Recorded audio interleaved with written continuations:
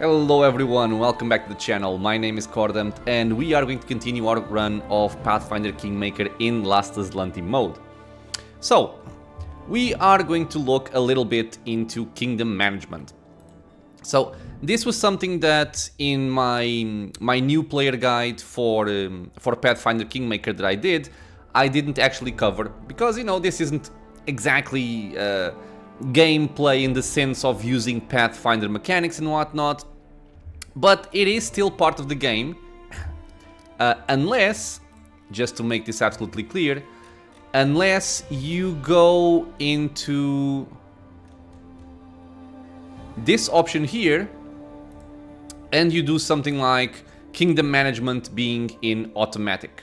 So if kingdom management is in automatic, that essentially means that everything is handled for you, you don't have to bother with this.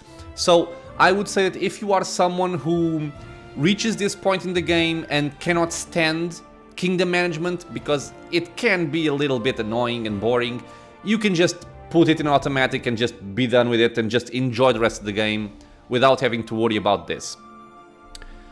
The one downside is that if you do that, there are certain things in the game you will not be able to obtain. In this case, as you go about the game, you will be able to conquer all of these different regions marked by red. Currently, we own the Shrike Hills. This is our dominion. And you can already have like this little, what do they call this? Not a quest, but it's, I don't know, a thing. This thing over here allows you to claim the outskirts. So essentially, the outskirts are over here. We can claim this area for ourselves and make it part of our kingdom. And every single one of these regions, well, maybe not all of them, but I believe that most of the ones you pick up first will have artisans in them. So artisans are people that will want to set up shop in your area, and they may require some help from you. And that help might come from monetary investment, it may be in the form of quests, many different things, but essentially those artisans will start producing items for you and your party. And the items they provide are among the best, if not the best for certain categories, in the entire game.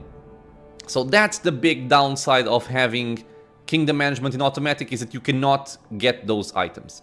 Since I like that, and you know, since kingdom management might be important for other players to learn about, I'm gonna play with it and I'm gonna go over the things that I consider to be important.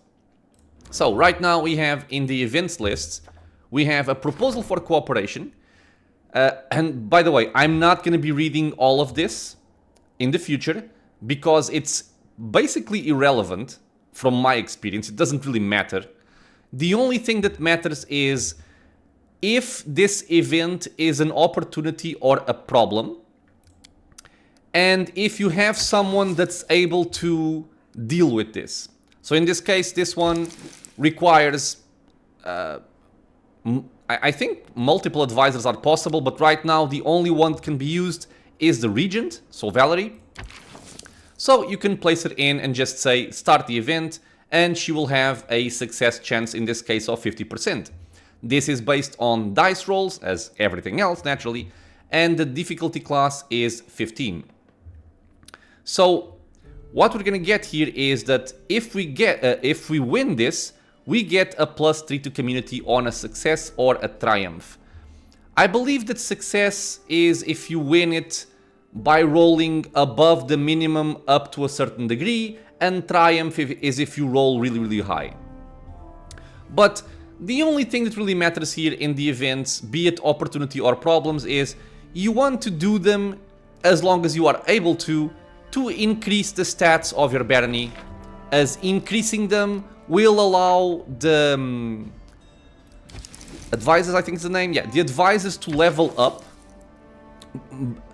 gaining access to different features of kingdom management. So the more you can get through, the better. The only other thing I'm going to mention right here is for these events, if you have an opportunity or a problem, you should always prioritize the problems first. I can't really tell you exactly the difference between one or the other, but my understanding is that if you ignore a problem or if you fail a problem, the downside will be much higher than if you just fail an opportunity.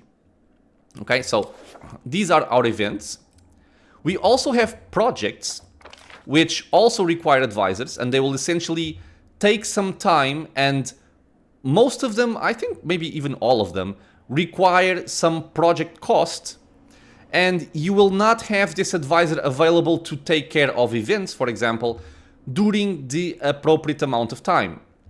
But what you get out of this is, in this case, you get a +2 to divine. This one, oh right, if you also have some companions which are behind in levels, you can actually do these training projects and they will level up a little bit. I'm not even sure how much because I don't usually do this, but just know it exists. So Jaethal, Harem. Here we have one to rebuild the Temple of the Elk, costs 100 BP, requires 60 days, again, +2 to divine. And they may even lead up to some other events.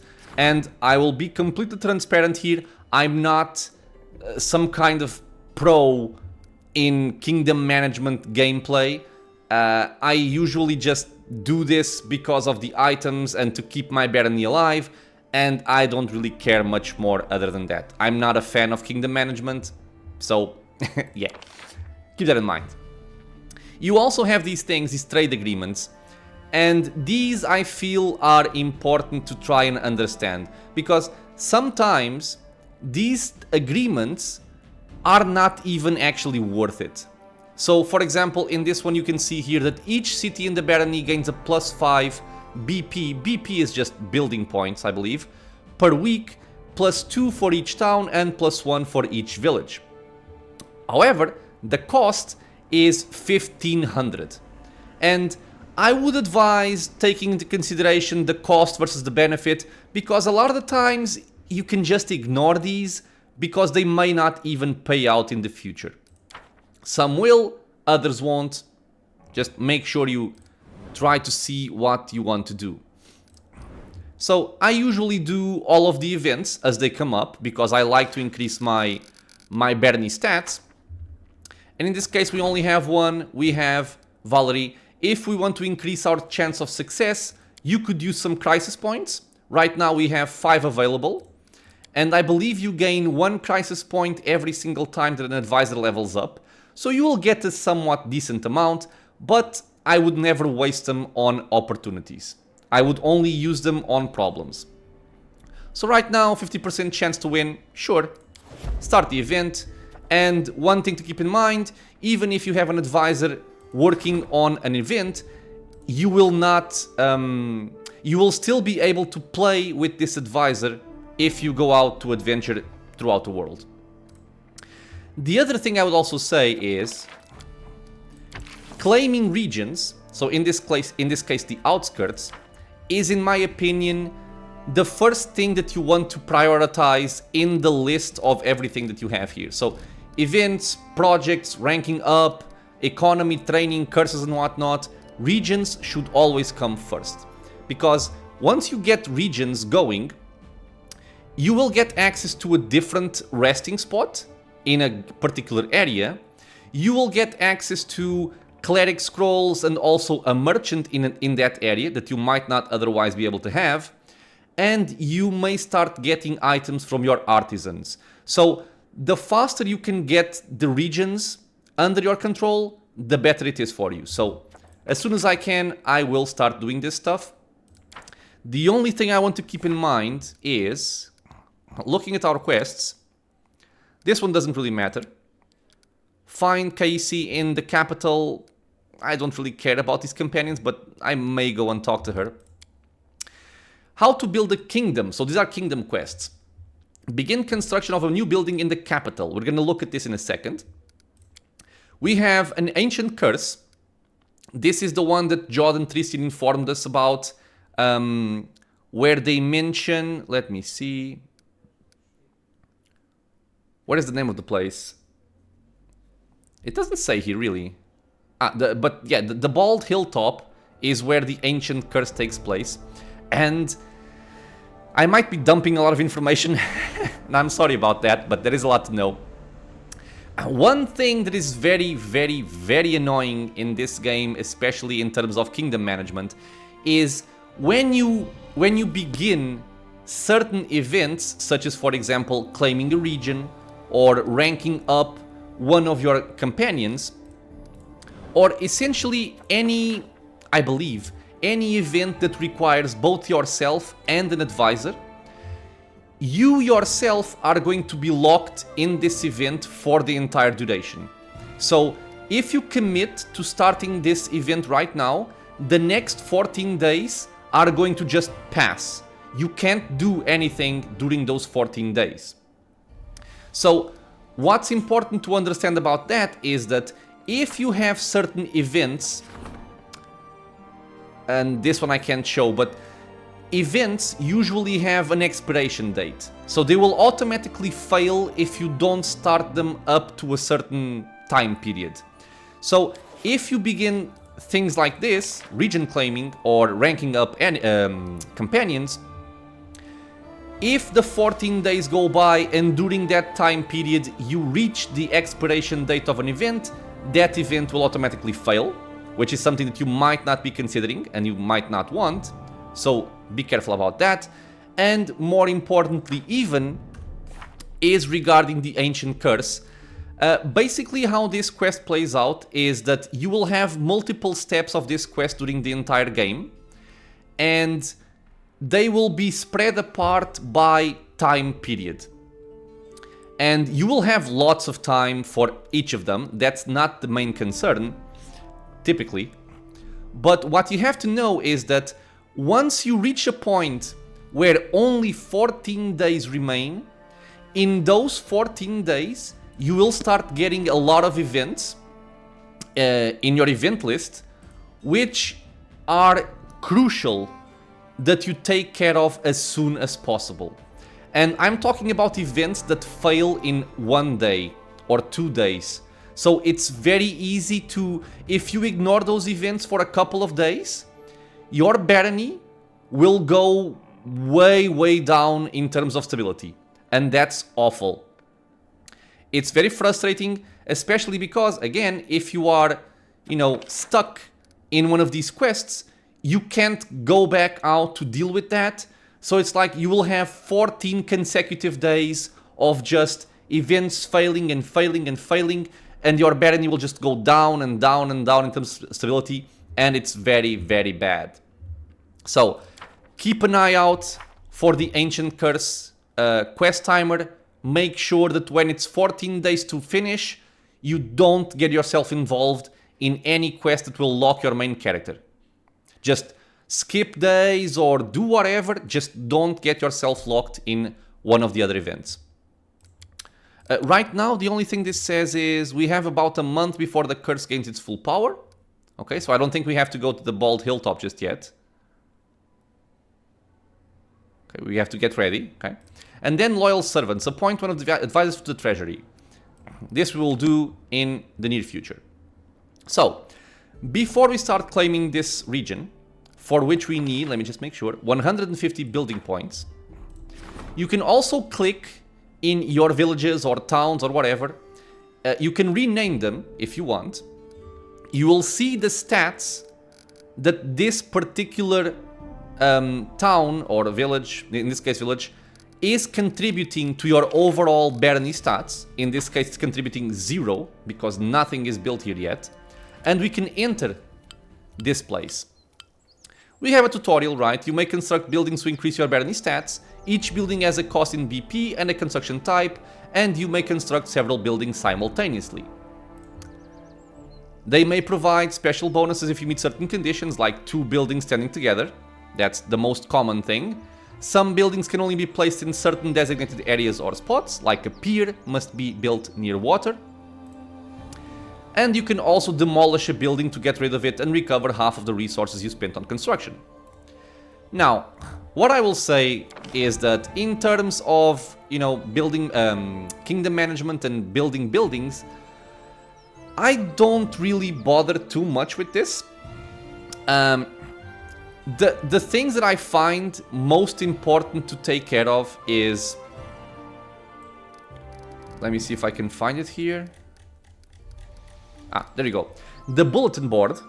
This is something that you can only get... just read this. So it's a board where orders, edicts, petitions, and announcements and sarcastic pamphlets are posted. It will give you a +2 bonus to resolving problems in this region.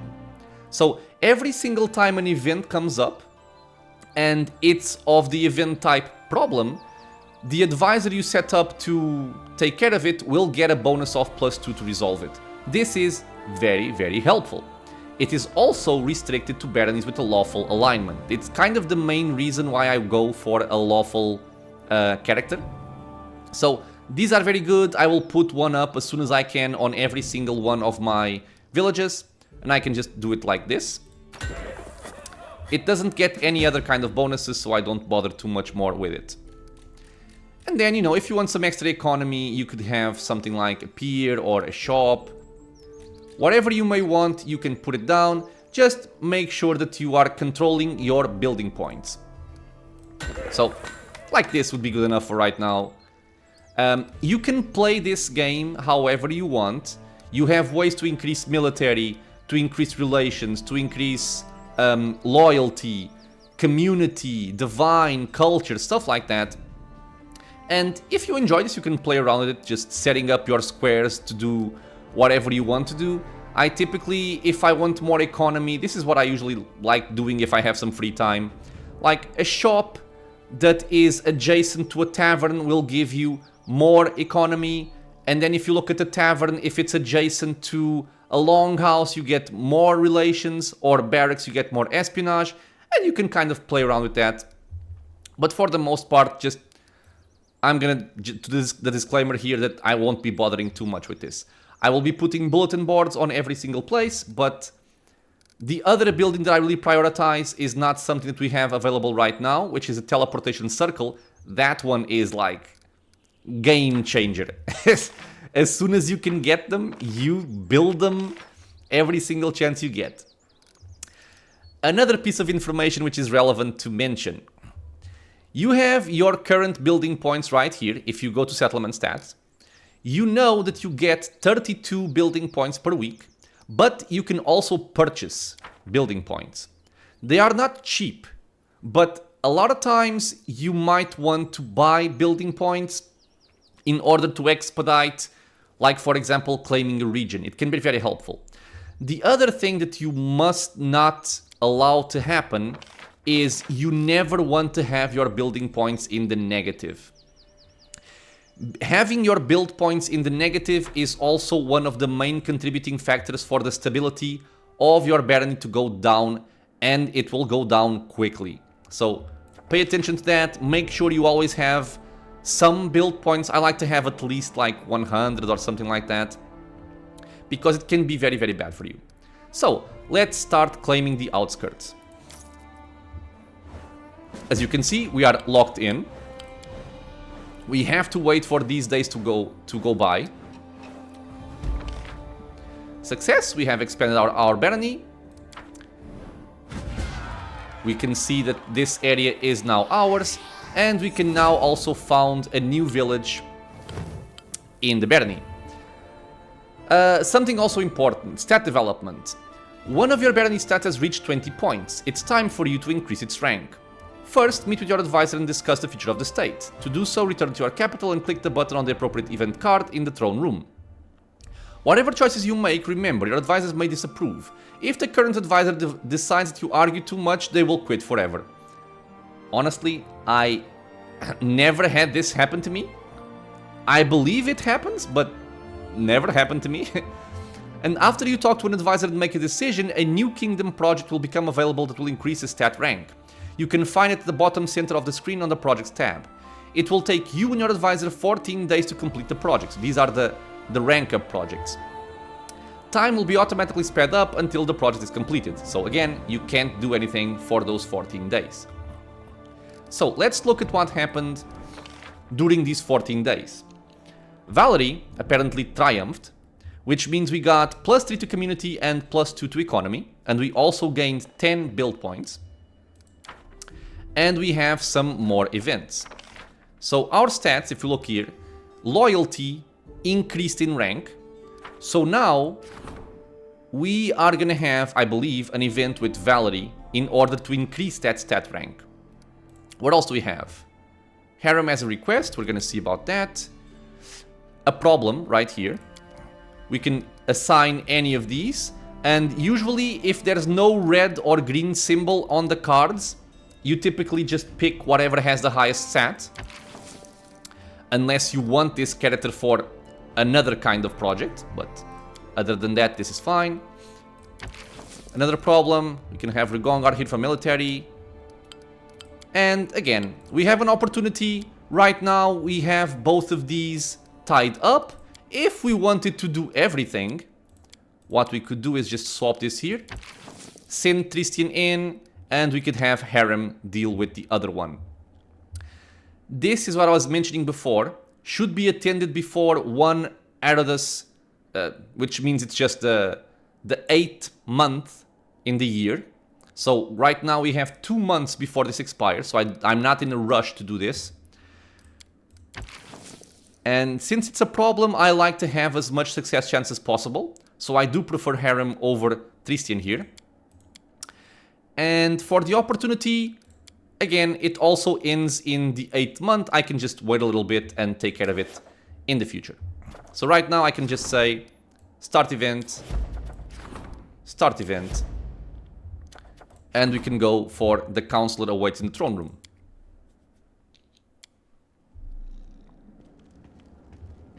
Oh, it's actually Tristian.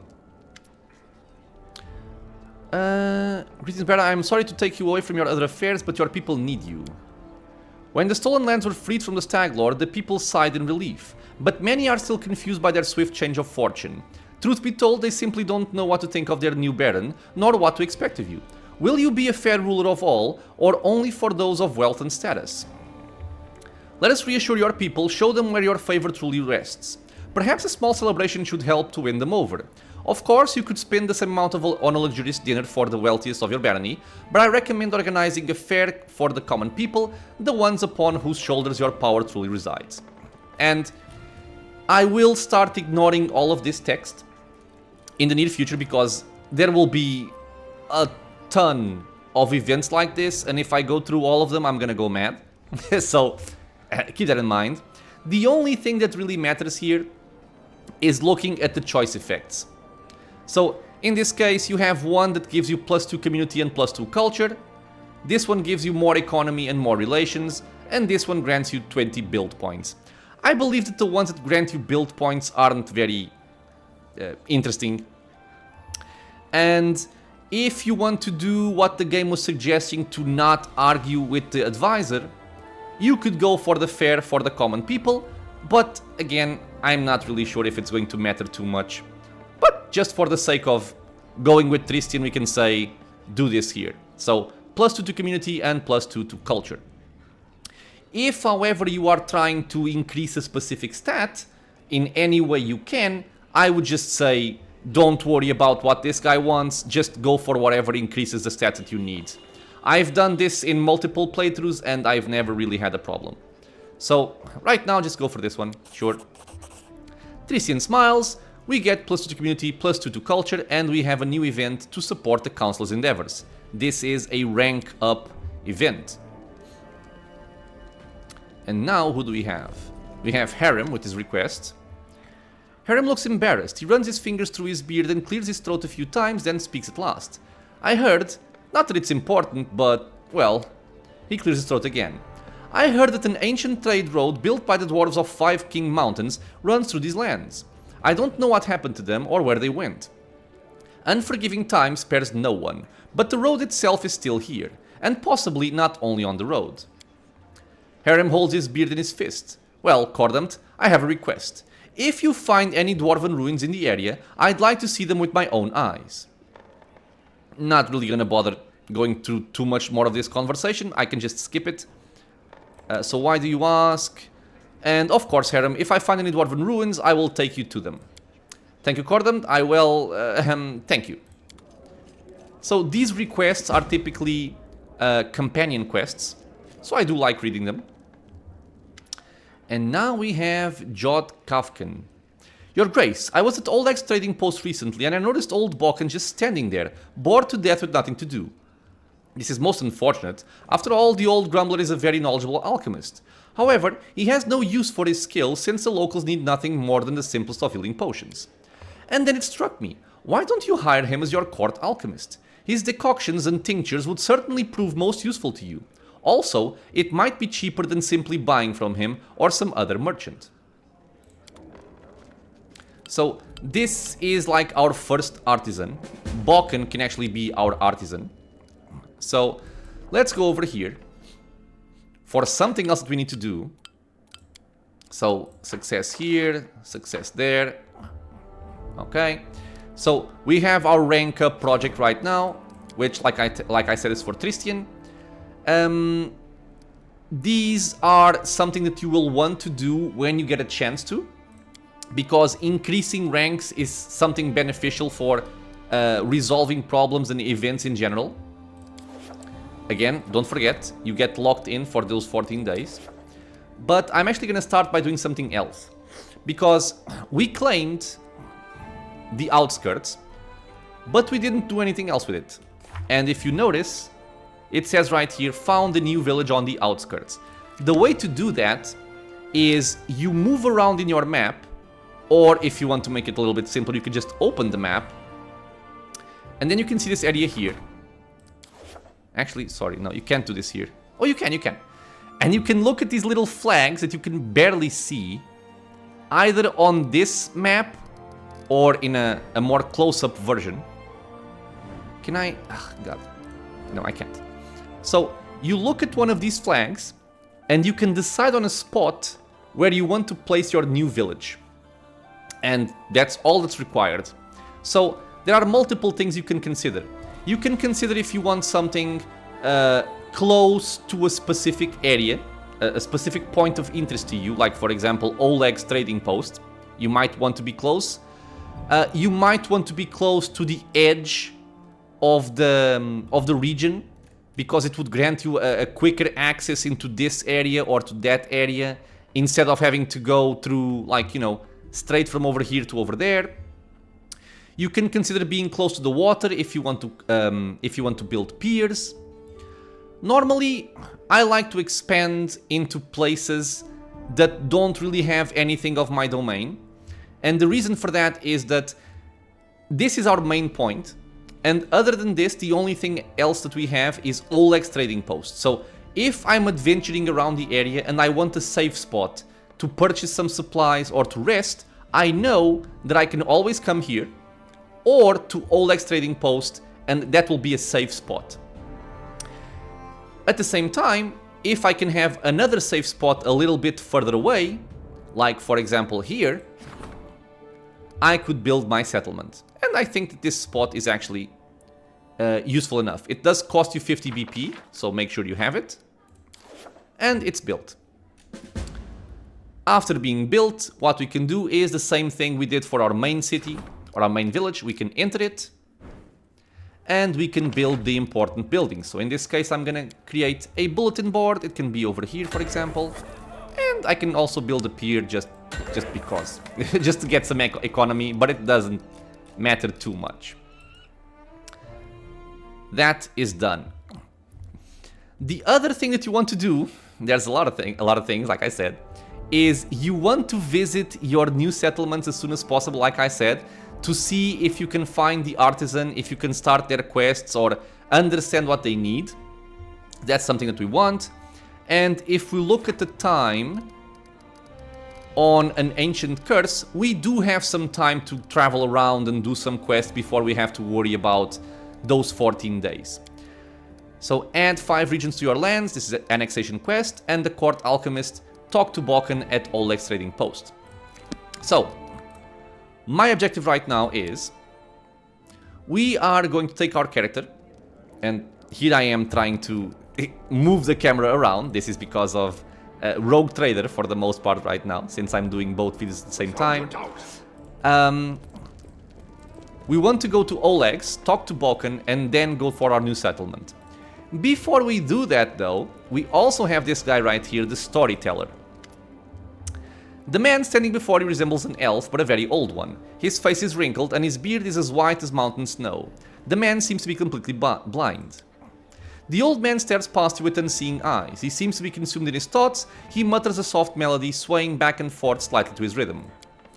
The man shudders briefly and stops singing. His mouth opens and closes a few times, bringing to mind a fish brought ashore. "Ah, who is there? Is that you, Your Grace?" And not gonna go through the dialogue with this guy. He has a lot to say. If you like stories, talk to him. Right now, I'm just gonna focus on his most relevant interaction in the game. So I'm gonna skip stuff like, who are you? Are you really an elf? Okay. Trade stories, sure. And he will tell you that for him to give you stories, you should bring him ancient artifacts or relics that will allow him to tell you some stories and also maybe put his smithing skills to use and restore them to power. So as you go through the game, you will find certain items that you don't have anything to do with. They might actually just be items to give to the storyteller.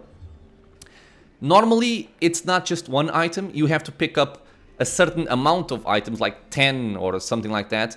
And once you have them, you can turn them in and he can craft an item for you. So, for instance, I have found the shards of an ancient artifact. Can you restore it for me at the anvil?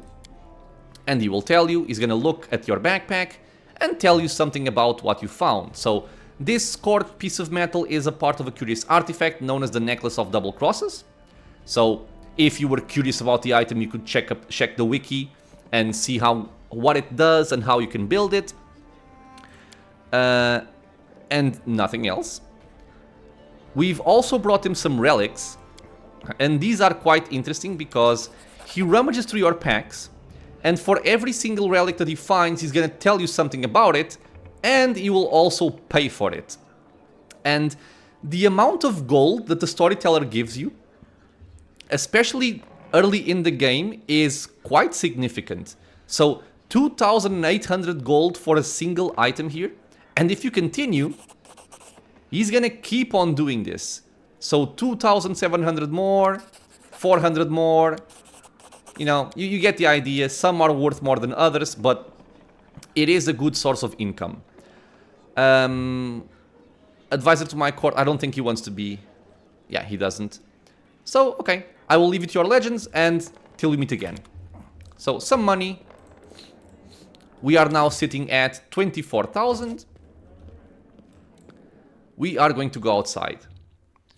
Now, before I actually go to Oleg's, I keep forgetting, but once you get your barony, there's a lot of side stuff that you have to worry about. If we'd meet again. And here I am. I had actually forgotten about this. The Guardian of the Bloom. A savory aroma of herbs and flowers is the first thing that lets you know that your longtime acquaintance is here. The nymph looks at you in a strange way, like she's never looked at you before. I see your fate has changed since last we met. Now you are the ruler who will determine the destiny of these lands. I am their living heart, the whisper of the wind, the strength of rivers, the luxuriant growth of the meadows. Do you wish to touch this power? I will show you a place where we can finally meet in flesh, you and I. Deep in the woods, there is an old mossy ruins long abandoned, nearly swallowed by the thicket. There is an old tree growing among the stones in the yard, which I remember as a seed. A shadow under its green crown I call my verdant chambers. Visit me there, my lord, and come alone. A nymph's reward awaits you. Sure, so I was happy to help. I will see you soon in the verdant chambers. So long. I will await you there, as the ground waits for spring under the heavy winter's snow. Okay, so actually before we go to Oleg's and before we go to our settlement, I'm actually going to take my character out of the party, so he's going to be the only person in the party, and we are going to go for this quest in the Verdant Chambers. Now, for those of you who know what this is about, I am joking, because I don't want to die. So I will not spoil this for anyone who might not know it. I will just give this heads up, because it may be a little bit annoying when you get to it. This quest right here, Just Rewards, I won't say why or how or anything like that, but this quest is actually quite difficult to do, especially earlier on. It is a quest that, as far as I know, doesn't have a time limit, or if it does, it's so long that I've never reached it. And I would definitely advise not doing this straight away. I would only go for this quest much later in the game. Like, what are we now? We are at level 5. I would probably go... I don't know, I'm going from memory here. But like level 9, 10 or 11, that's when I would consider going there. Especially if you are playing Last Azlanti, if you are playing on hard or unfair, you do not want to go to that place early on. Trust me, it will be painful. So we will leave that one for later. Right now, I'm just gonna take care of this quest, and again I'm pressing Q to rotate the camera. I want to go to Casey's house, or Kaesi, and I'm gonna skip all this dialogue, but we get some experience, so cool.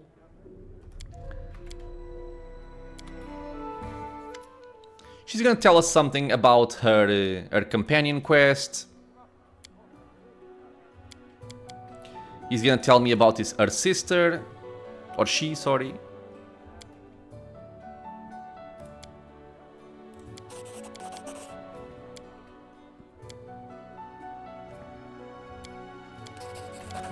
Okay, and her quest is also another quest that you might not want to go into very early on. My expertise prevailed. The reasons why these quests can be kind of annoying, both this one and the one for the Verdant Chamber. Well, first of all, you don't really have a level requirement or a level suggestion, but I wouldn't say that they are for this current level. I would only go there later. But you also have to go for them alone, so you don't have your party with you. And that can be very, very bad. Okay, I'm gonna check out my merchants here. I'm just gonna exhaust their dialogue in case there's some kind of quest.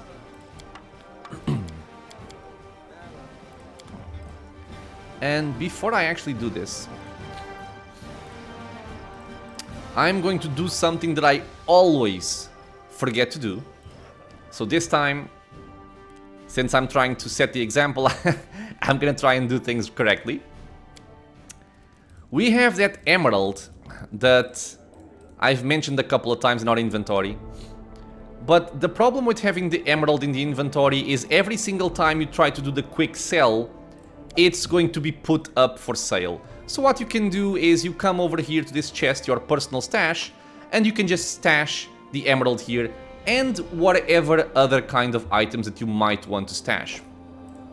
For right now, I'll just leave the emerald. Everything else is mostly fine. And we will check out these merchants, because we do want to maybe do some shopping here. So I want to go to the main square.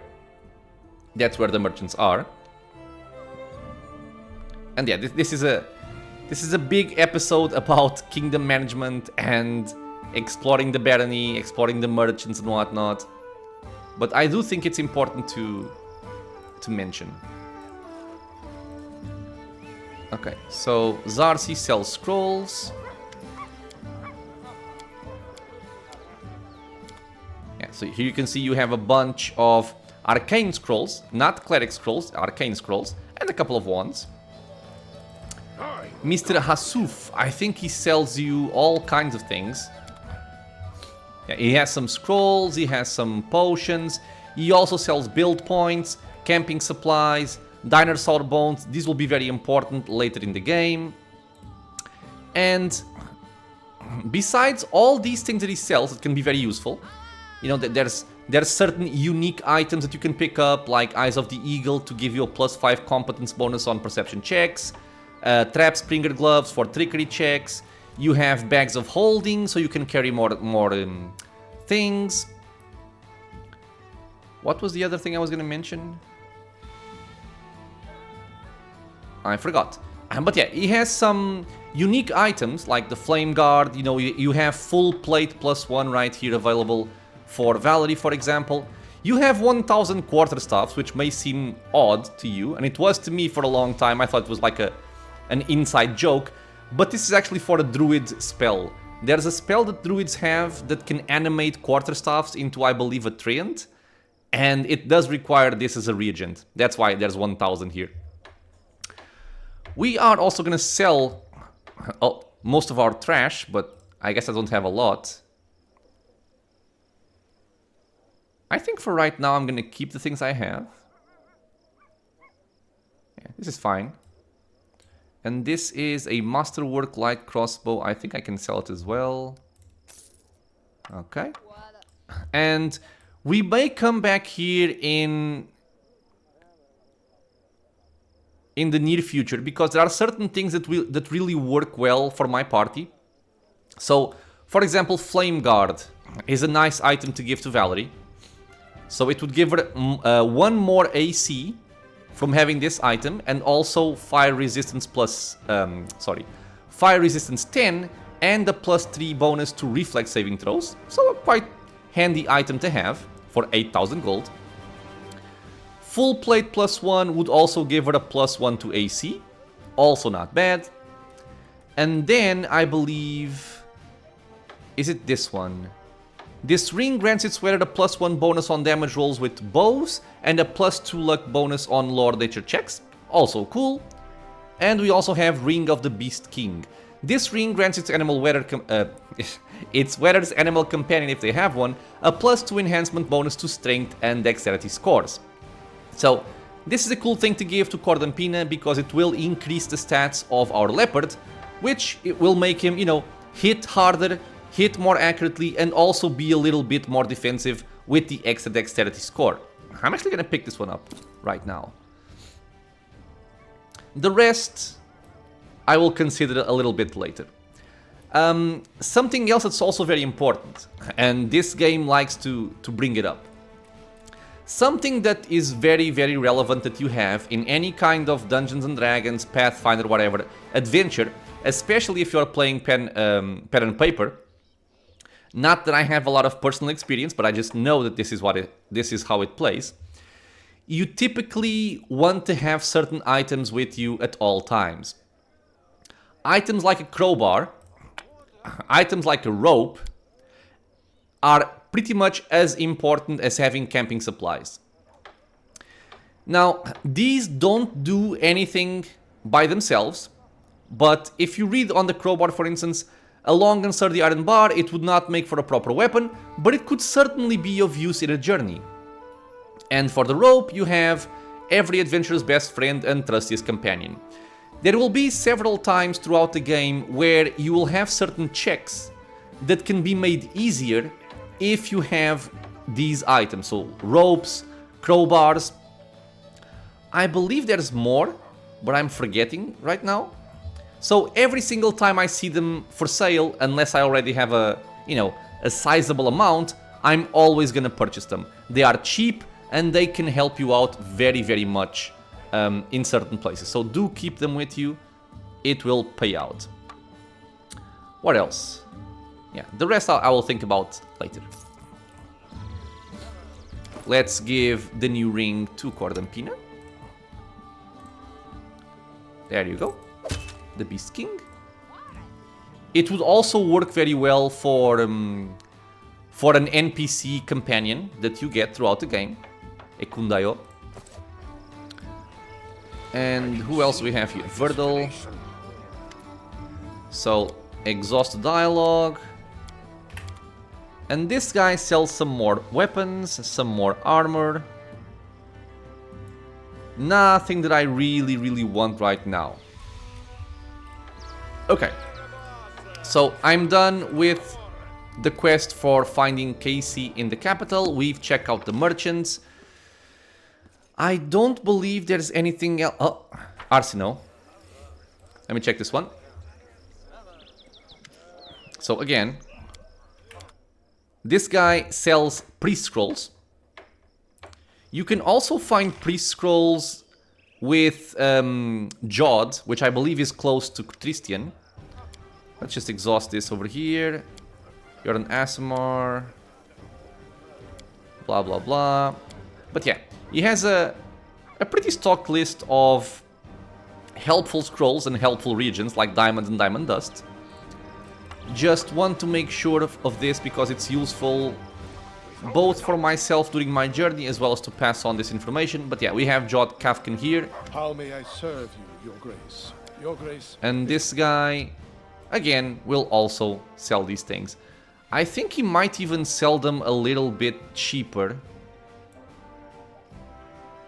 Well, I'm gonna find this out. So, Scroll of Resurrection, 12,000 gold. And Arsinoe is gonna sell it for how much?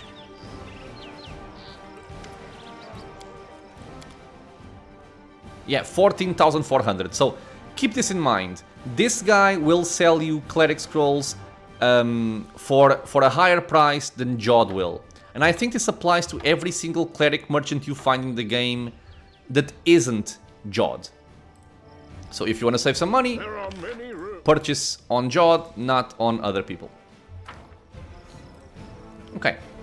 So we are going to start moving to Oleg's trading post. I'm gonna take my faithful companions with me. And we can carry on. I will also mention something else that will be particularly relevant for any quest that requires the main character to go alone. And this is a mistake that I made when I first played the game. Or the first few times I played the game. So, if you wanted to go to the Verdant Catacombs, which is... It doesn't show yet. Ah, here. The Verdant Chamber, sorry. If you wanted to go for this quest, the first thing you might want to do is remove your companions from your party and go alone. But that's more dangerous, naturally, because you might get ambushed throughout this area, be it going or returning, right? It will be very deadly if you get ambushed and only your main character is there. For that reason, you might have like invisibility spells or vanish potions, stuff like that, that may help you. But the best way to do it is something that's not very obvious. If you are moving around through the world, and let's say I'm going to Oleg's right now, do I want to find out a new path? Is this really the shortest path? Going through there? Why not through here? Oh, this pathway, you can barely see it, but this line is not complete. So let's actually complete it. But what I meant to say is, even if you are traveling throughout the world, you have this button right here, the group manager. This will allow you to change your group at any time. Although it does take some time to happen, it doesn't matter for most things. It will matter for stuff like quests, timers, as well as events that might expire. So keep time in mind, but this is my preferred approach. So if you have to go for the Verdant Chambers alone, it's a long journey. You will probably, well, you might die along the way, be it going or returning. The best way is just go with your companions. Once you reach this place, reform the party, take them all out, go in, do the quest, and once you are out, do this again, bring the companions back in, and you can continue your journey back while also being well protected. So we have uncovered this road, awesome. Let's continue going for Oleg's. And our purpose here is to speak with Mr. Bokken, who's gonna be our first artisan.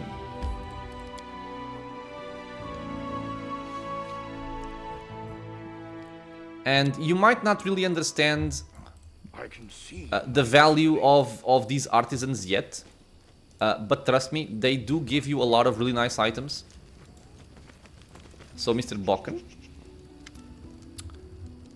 Bokken, how would you like to become my court alchemist? The old man peers at you with an inquisitory squint. A court alchemist? Me? That'd be at first. Bokken finally sighs and waves his hand. Gah, fine. Come what may, you've been kind to me. Killed those damn spiders and brought an old man some berries. I'll work for you. Just one thing though. I need a new laboratory. Some place to keep all my bottles and ingredients. A workshop, yes. And as for me, don't you worry. I will do my part. This is also something that pretty much every single artisan will require of you, or will request of you, a workshop. And you can create those workshops in the same way that you build other buildings. I'm just checking if this guy has something that I want. No, not really. Since I'm here, I might as well just rest. And there was a comment. Aha! Thank you, my dear viewers. I had some comments mentioning that I had failed a perception check on this staircase, and there we go. It's right here. Some monies. Thank you, my friends. Everything here has been looted, I believe. Also, something cool is that your personal stash, you can access it in multiple places in case you need it. I'm just gonna rest right here to avoid resting on the road, which can be unsafe. It's not necessary to go about all this kind of, you know... I'm not sure if I'm gonna call this min-maxing, but all of these precautions, let's say. But I like to be safe. Hi there, stranger. I'm Irina, Svetlana's sister. I just arrived recently. Yeah, so we haven't spoken with her since. Kressel, this is the bandit that we found in the Thorn River that helped us against the Stag Lord, has come back and is now with Svetlana here in Oleg's trading post. So why the masquerade? It's just... I want to start a new life. To forget everything from before. Even my old name. Okay, well, what happened to the rest of the Stag Lord's gang? The remnants of the gang all scattered. I'd wager someone's already announced himself as the new Stag Lord and got a knife in the liver from some other wannabe heir. Mm-hmm. Well, I see you're settling in just fine. I won't be here long. Just enough to help Svetlana with her work around the post. I owe her that much. Then I'll be on my way. Still haven't decided where to go, though. Okay, well, I have to go. Farewell. Do you say something? Aha! The Stag Lord is defeated, Svetlana. Soon everything will change around here. It seems like I've completely forgotten how to hope for the better, but my heart already belongs to these wild lands. Perhaps, in time, they'll grow into a peaceful and prosperous country. Okay, nothing very special, it's just a little bit of flavor. And we will continue on.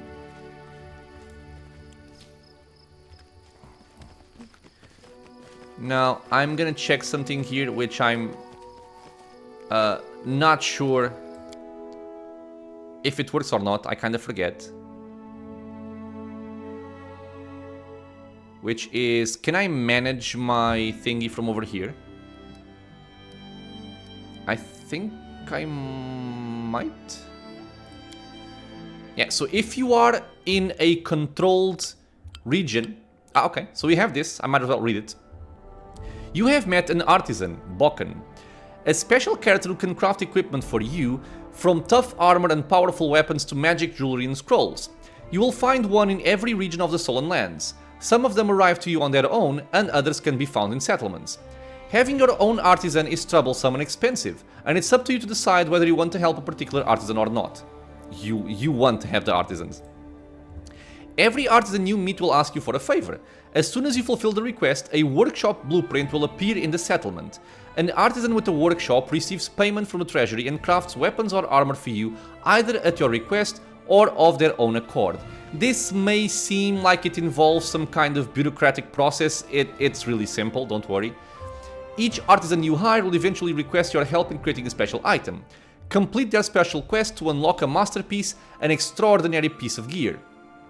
The artisan will inform you that they're prepared to start working on a masterpiece and ask you to stop placing specific orders in the meantime. So, very relevant. Good thing that the game warns us. So, we can open up this village here. And by the way, the workshop that you have to build are in the settlement where that artisan is located. So I believe that you cannot build Bocken's alchemical shop, for example, in your capital. It needs to be in the outskirts. So we can just place this wherever. So like over here. It benefits from having a tavern or a longhouse adjacent, so I can just put it here. And then we could have something like longhouse, tavern, and shop, and you could benefit a lot from these 4 squares. You know, something of that sort. Keep in mind, this does cost build points. But that's being done. So we can now continue. And I think I don't actually need to go there, right? Because if Bokken is this region's artisan, this probably doesn't have anything else for me. But since I'm kind of forgetting, I'm gonna check. You also have these little things throughout the map. You see one here, you see one there, which you can pick up as long as it's in a controlled region. You can claim them for some cost, like 15 build points, and this one just gives me like a +1 to loyalty. I usually pick these up because why not? It's just a little extra help in the stat ranks, so... Okay, let's see. I do want to enter. And we are gonna check if there is anything else of interest here. So anything named citizen or guard or whatever that doesn't have a unique name is irrelevant. You always have a priest that, you know, does priest things. It will sell you the scrolls. Oh, I was wrong. It's only Arsenault that sells it at a greater cost. Today I learned. It's not something that I usually check, but there we go. So you have a priest, you always have a merchant, and these don't sell a lot of interesting things, but they do sell camping supplies. So if you're heading off to a dungeon, something like that, make sure that you have some camping supplies with you. I already have 14, which is enough to feed my party twice, so I'm good. But yeah, so this area is only for Bokken, so I didn't even need to come here. Come on, leopard, thank you.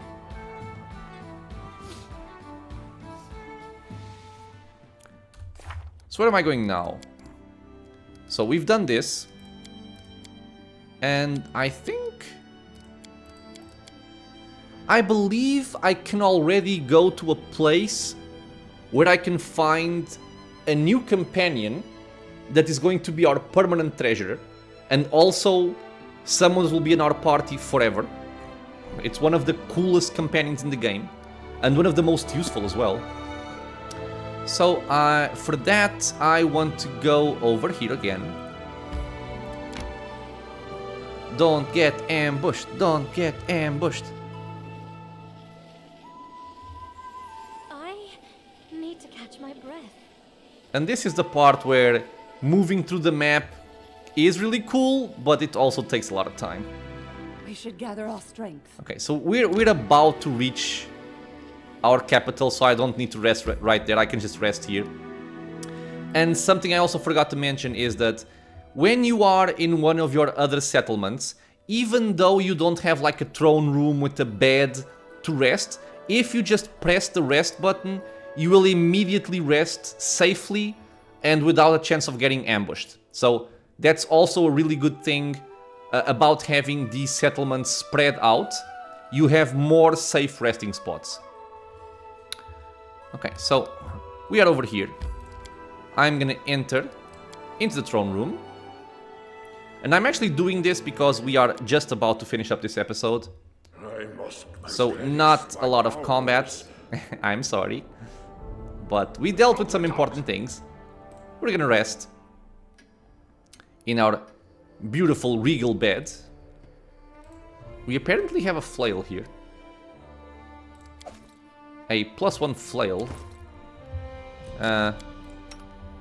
Be happy, harem.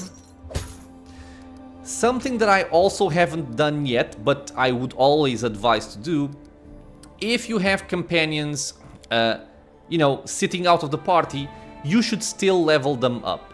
The reason for that is that their stat scores influence their capability as advisors. So, for example, Harem as the High Priest uses wisdom.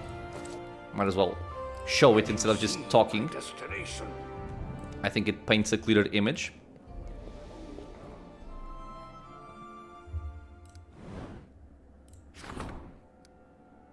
So right here you can see, for this particular advisor, the stat that influences his characteristics. I'm speaking in rogue trader terms now. The stat that changes his potential is wisdom.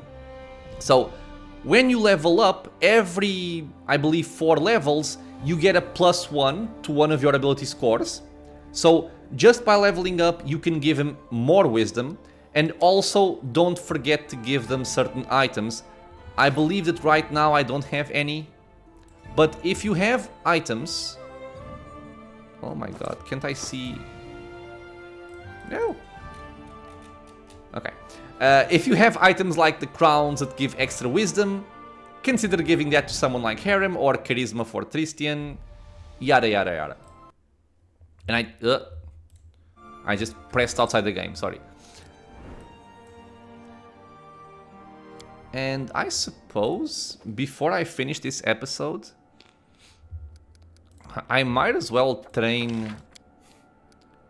Oh, the person that trains Jathal is Harem. That sucks. But the person that trains Harem is Tristian. So I kind of do want to check this, because again, I haven't done this too many times to remember it. So bear with me for a second. So here I can see. So Harem, I don't know his level. Is it level 1? Okay, so give me a second. Cleric, religion, perception.